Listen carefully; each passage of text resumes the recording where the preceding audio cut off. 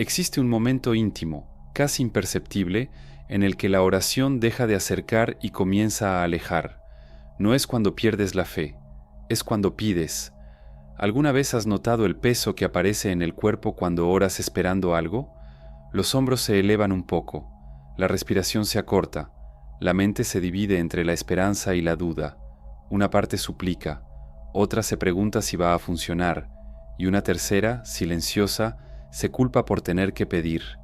Ese es el punto ciego, no porque orar sea incorrecto, sino porque en ese instante algo se fragmenta por dentro. Lo que casi nadie percibe es que la oración tradicional, tal como fue enseñada, crea un gesto psicológico específico, proyecta la conciencia hacia afuera, hacia arriba, hacia lejos, como si el centro de la respuesta estuviera siempre en otro lugar, otro plano, otro tiempo, otro criterio, y cada vez que la conciencia se proyecta, se divide. Sigues siendo tú, pero desplazado, presente, pero separado, devoto, pero distante. Es sutil, y precisamente por eso es tan eficaz. El conflicto no nace de la falta de fe, nace de la estructura interna del pedido, porque pedir parte de una premisa silenciosa, algo me falta, y esa premisa moldea todo el estado del ser. El cuerpo entra en espera, la mente entra en negociación, la identidad entra en carencia.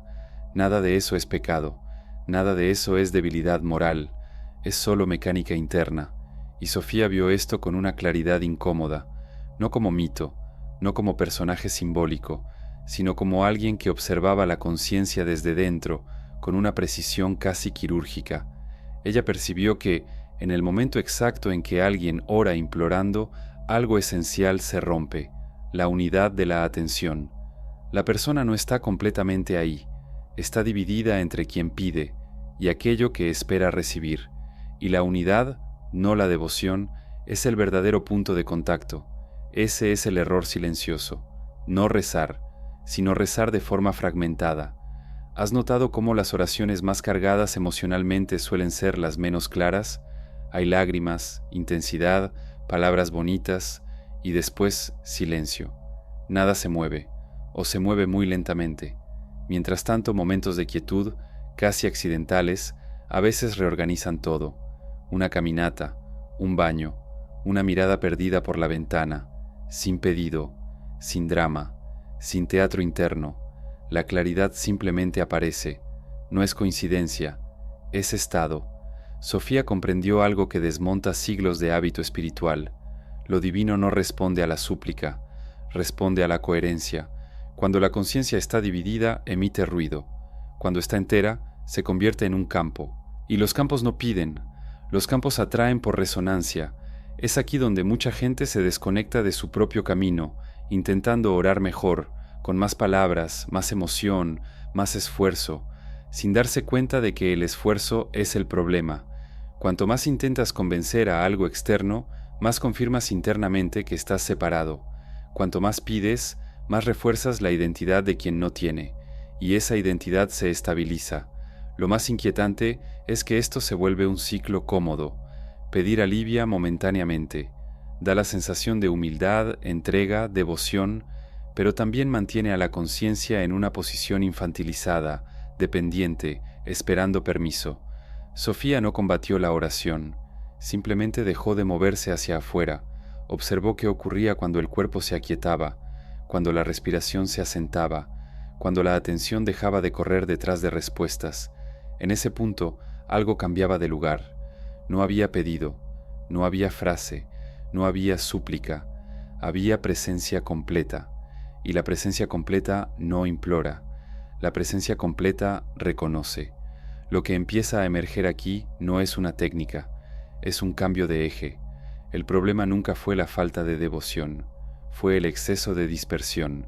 Y esto no solo le interesa a la espiritualidad, le interesa a cualquier sistema que funcione mejor cuando el ser humano está fragmentado, inseguro, dependiente, mirando siempre hacia afuera. Una conciencia íntegra es difícil de conducir. Una conciencia dividida se mueve por hábito. Sofía lo comprendió demasiado pronto, y por eso dejó de pedir, no por arrogancia, sino porque entendió que la puerta, no se abre con palabras, se abre cuando quien toca está entero. En el próximo capítulo vas a entender por qué ella no sustituyó la oración por otra práctica externa, sino por un estado interno que vuelve innecesario el pedido. Si esto empezó a incomodarte, es una buena señal. No es información, es fricción, y la fricción siempre precede a la claridad.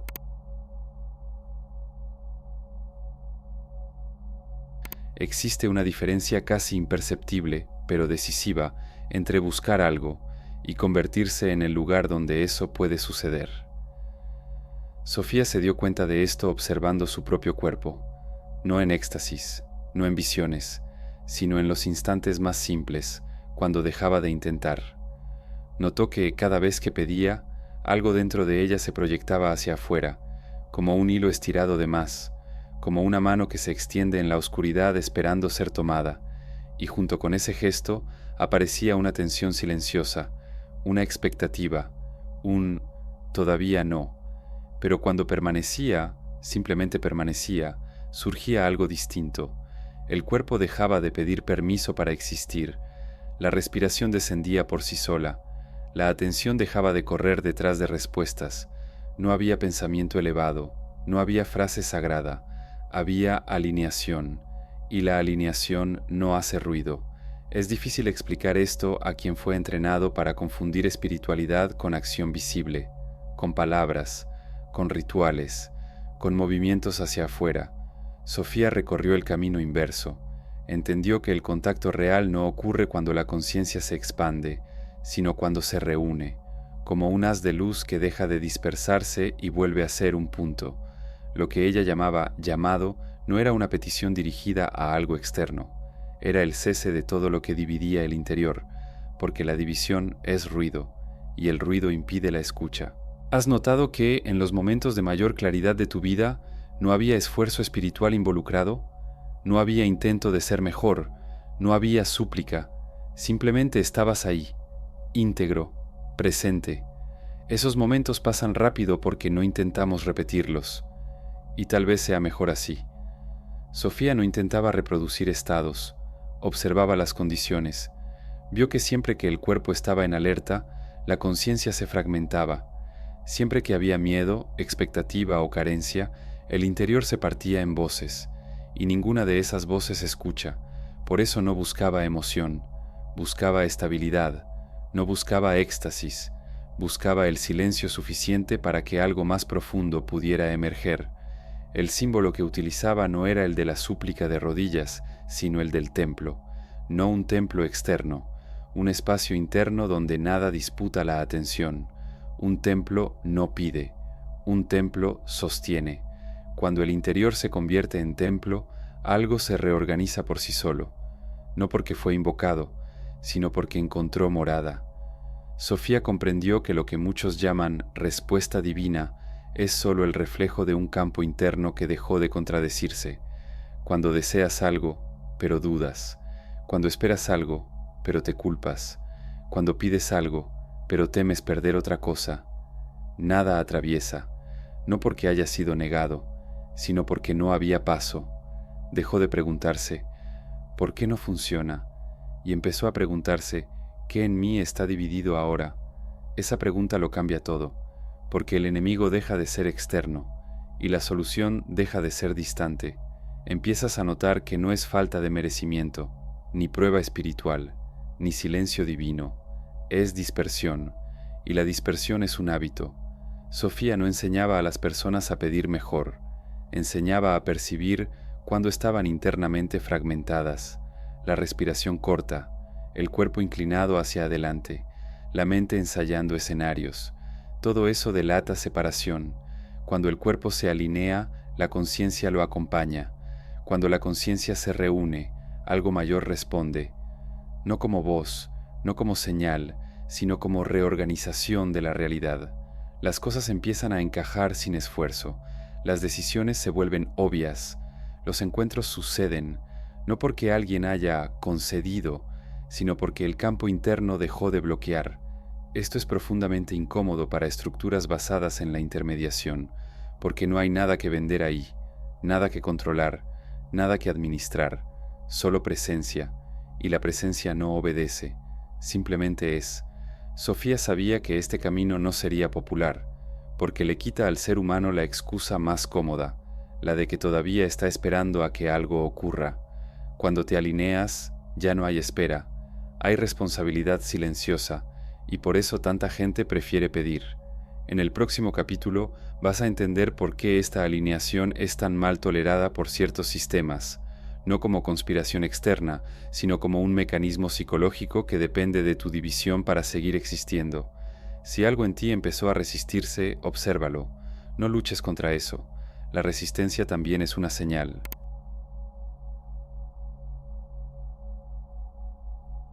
Existe una idea cómoda que ha atravesado siglos, la de que hay algo allá afuera resistiéndote, una fuerza externa, un obstáculo invisible, un enemigo espiritual atento a tus intentos de cambio.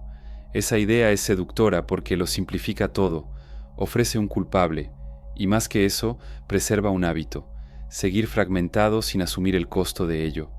Sofía vio algo más incómodo, percibió que aquello que interfiere no reacciona a la fuerza, no escucha pedidos, no entra en enfrentamientos.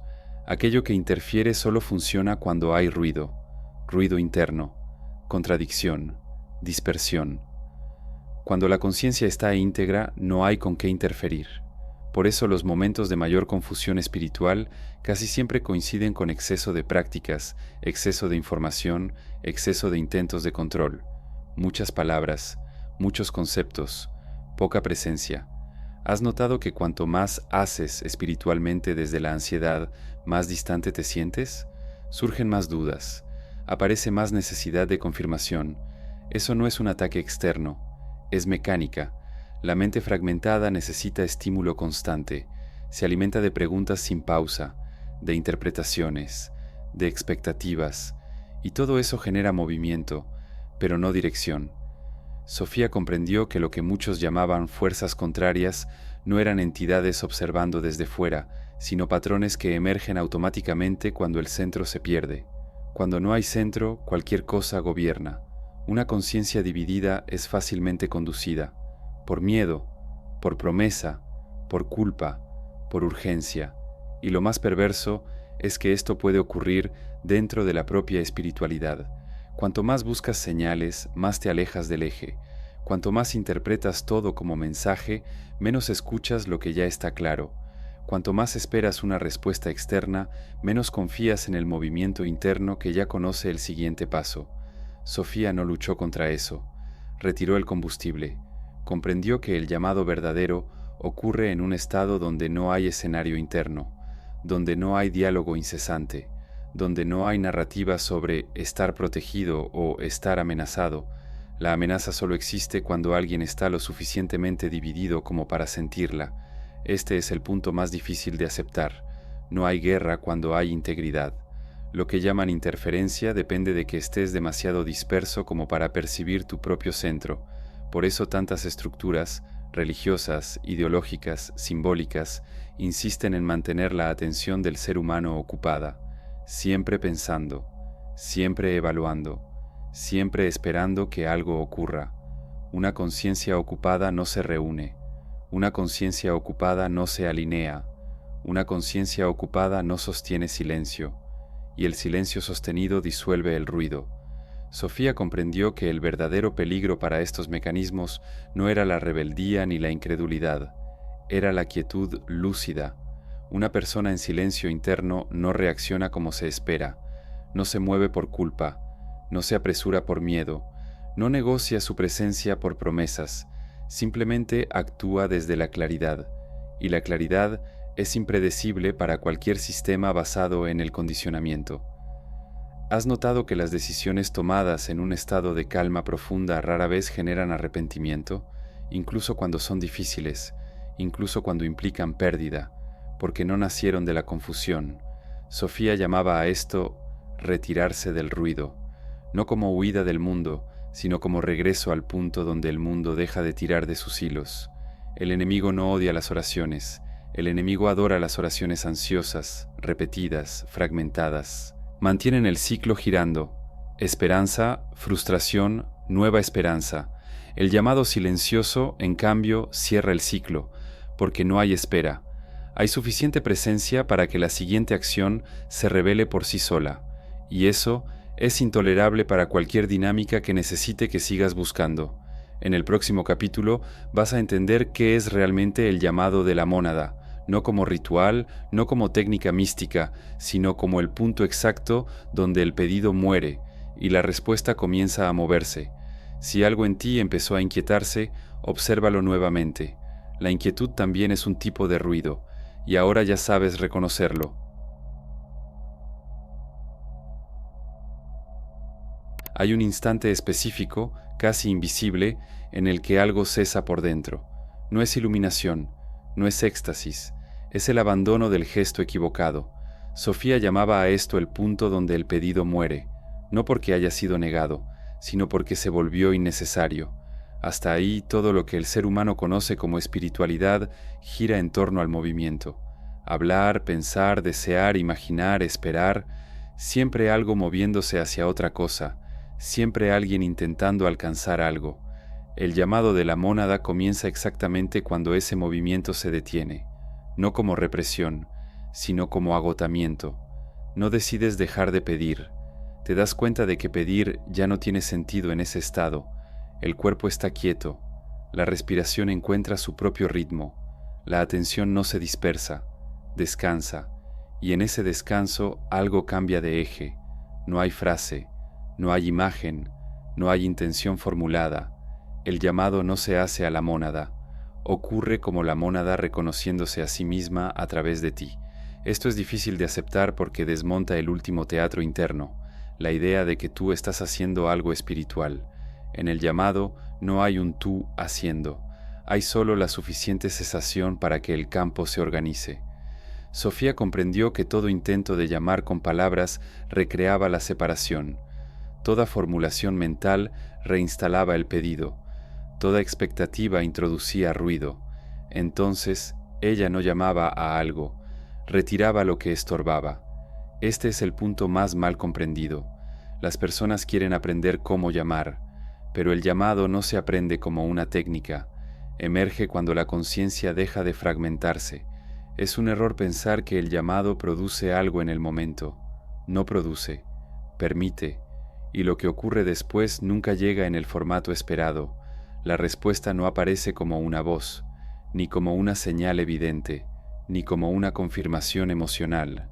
Aparece como reordenamiento, conversaciones que se destraban, decisiones que se vuelven obvias, situaciones que pierden fuerza sin confrontación.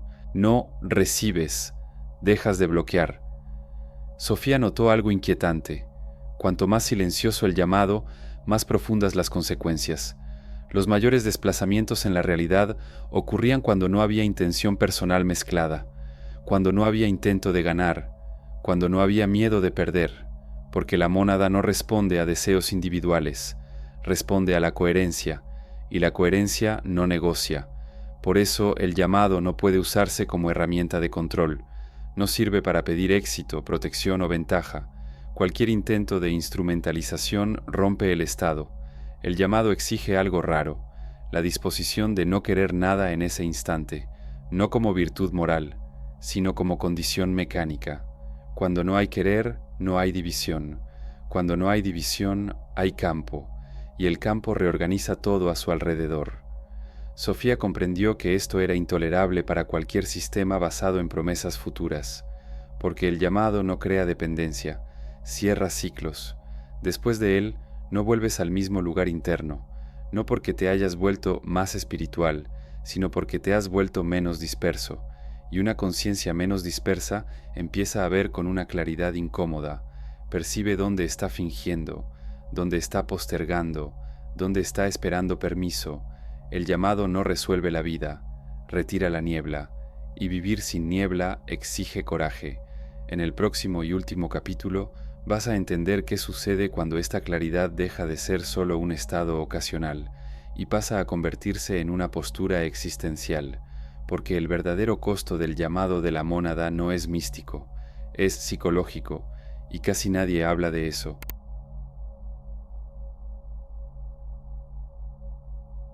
Existe un momento que no se celebra, no tiene luz, no tiene sensación elevada, no tiene aplauso interno. Es el momento en que te das cuenta de que ya no estás esperando. Nada en particular ocurrió. El mundo sigue igual. Las personas continúan con sus ruidos, creencias, urgencias, pero algo en ti salió de su antiguo lugar. Sofía sabía que este sería el punto más solitario del camino, porque aquí ya no existe la identidad del buscador, ni el consuelo de la súplica, ni el refugio de la promesa futura. Solo queda la responsabilidad silenciosa. Cuando la claridad se estabiliza, empiezas a notar algo desconcertante. Muchas de tus oraciones eran aplazamientos elegantes, formas aceptables de no actuar, maneras socialmente sagradas de permanecer donde estabas. Esperar era cómodo, esperar mantenía todo en suspenso, esperar permitía seguir quejándote sin decidir. El llamado de la mónada disuelve eso, no porque te empuje a la acción, sino porque vuelve imposible no ver.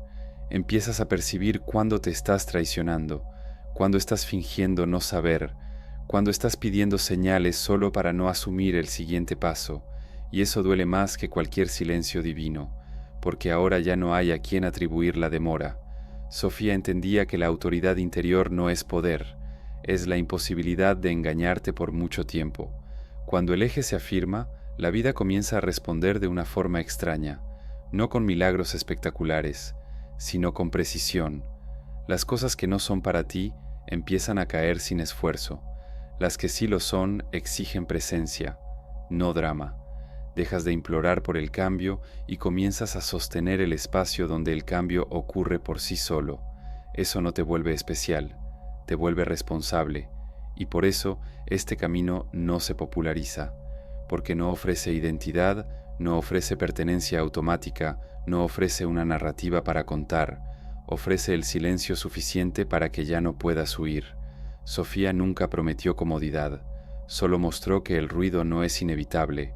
Cuando el ruido cesa, la vida no se vuelve más fácil, se vuelve más directa, y lo directo exige valentía. Dejas de esperar que algo venga a salvarte, dejas de esperar que alguien confirme, dejas de esperar que el tiempo lo resuelva, no por rebeldía, sino porque ya no tiene sentido esperar cuando el eje está aquí. Este es el verdadero costo del llamado de la mónada, no es espiritual, es existencial. Pierdes la excusa y ganas presencia, y la presencia no pide, actúa cuando es el momento y permanece cuando no lo es. Si algo en ti reconoció esto sin entusiasmo, sin euforia, solo con un silencio denso, entonces ya lo entendiste, y quien entiende ya sabe qué hacer. Hubo un periodo de mi vida en el que rezaba todos los días a la misma hora, no por disciplina espiritual, sino por miedo a perder el poco control que creía tener.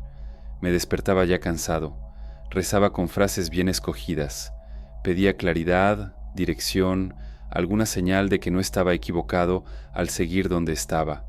Y lo más extraño es que no estaba vacío, estaba tenso. Mi cuerpo nunca descansaba en la oración, mi mente nunca se silenciaba. Siempre era un pedido hecho con prisa, como quien deja un recado esperando respuesta, hasta el día en que, en medio de una de esas oraciones, algo dentro de mí simplemente se detuvo. No fue fe, no fue incredulidad, fue cansancio. Me di cuenta de que estaba hablando para no escuchar. Me quedé ahí en silencio durante unos minutos, sin pedir nada, y por primera vez en mucho tiempo sentí algo que no era consuelo, era alineación. Nada se resolvió ese día, ninguna respuesta cayó del cielo, pero algunas semanas después tomé una decisión que había estado posponiendo durante años, sin señal, sin confirmación, sin promesa, solo la claridad suficiente para dejar de esperar. Por eso este video no trata de dejar de rezar, trata de dejar de dividirte mientras esperas que algo externo resuelva lo que ya es evidente por dentro. Si llegaste hasta aquí, no fue por curiosidad, fue por reconocimiento. Gracias por sostener este silencio hasta el final. Pocos logran quedarse cuando no hay promesa, solo presencia. Si este contenido te hizo sentir descrito, no convencido, ya formas parte de este espacio. Dale like si esto ordenó algo por dentro. Comenta si algo quedó resonando en silencio. Suscríbete si ya no estás buscando respuestas fáciles y observa el video que aparece ahora en la pantalla. No explica nada más, pero tal vez quite un poco más de ruido.